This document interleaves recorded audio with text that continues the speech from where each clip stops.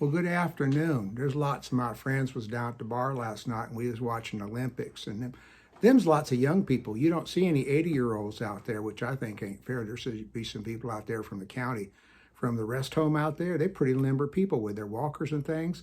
So we was talking about some Olympic events we'd like to see, which included older people. And we came up with two we think we could do really good at. One involves spitting peach pits.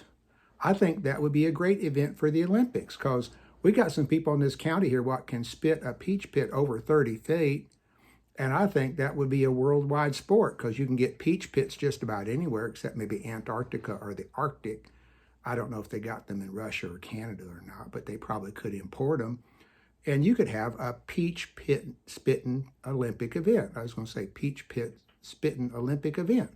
And lots of people could show up for that. You could have little fellers and older fellers and little women and older women and all sorts of people in between that could spit peach pits for an Olympic event. And we was even willing to measure it in meters. I like feet and yards and inches myself, but people said since it's an Olympic event, you'd have to measure it in meters. I always thought a meter was something that told you how much gas you used or water you used or electricity or something. But that's the way them European folks measure things. So we'd be willing to concede that we ain't quite sure we understand what it is. And there was another event we thought would be really important, especially for people from rural areas, and that's heaving cow patties. They're out there in that Olympic event throwing pieces of iron and throwing these discus things and throwing these spears. And I've been told it goes back to the Greeks because it was kind of like practicing for warfare. And we all agreed it would be kind of nice to practice heaving cow patties because they're everywhere. They ain't expensive. I imagine that discus thing they throw and that big shot put cannonball thing, those things look like they're expensive to me. But all you need to have a cow patty heaving contest is a cow. And they's all over the place. And they ain't expensive. You could go to any pasture and shovel yourself up a bunch of cow patties and see how far you could heave them. And we do think there's going to be one problem we think that would occur. You got to be careful when the wind's blowing.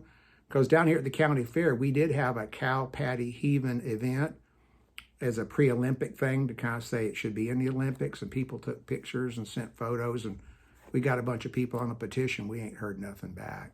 But anyway, Mrs. Marcus was down there with her dish of ice cream. And she got too close to Willie. Smelly Willie is a fellow that spends a lot of time in jail and he don't bathe much. But Smelly Willie wanted to throw the fresh cow patty because he don't care what nothing smells like. So he got himself a real fresh one and he reached back to heave it and he reached back with too much enthusiasm and some of that cow patty caught that poor lady's ice cream just as she's about to put it in her mouth. So we think ice cream eating should be banned from being around the Olympic cow patty heaving contest. But we think two things should be in the Olympics that ain't there. Peach pit spitting and cow patty heaving should be in the Olympics. Thank you.